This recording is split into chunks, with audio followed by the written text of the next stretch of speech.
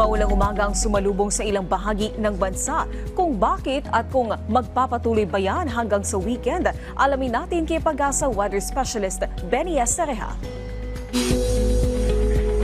Magandang hapon. Para sa lagay ng ating panahon, meron po tayo na buong low pressure area dito sa loob ng ating Philippine Area of Responsibility. As of 8 in the morning ay nasa 85 kilometers ito west-southwest ng Ilocos Sur. At meron katamtamang tsansa na maging isang tropical depression or mahinang bagyo sa susunod na 24 oras. Once na maging isang bagyo ito at nasa loob ng ating PAR, papangalanan po natin ito na Lani.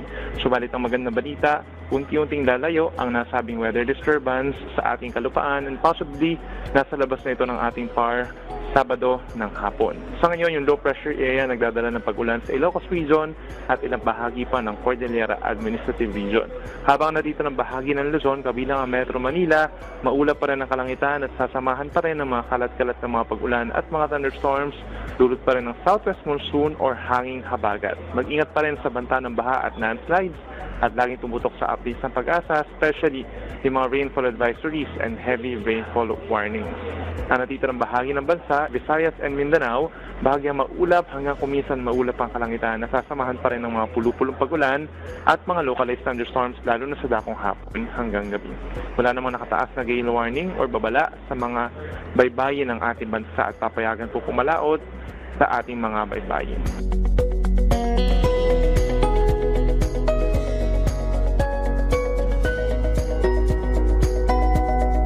Narito ang latest sa ating mga dam.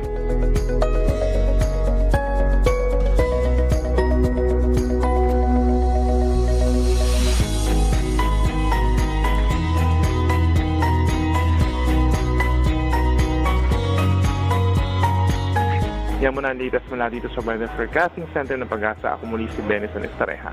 Maraming salamat at magandang araw. Maraming salamat Pag-asa Weather Specialist Benny Estereja.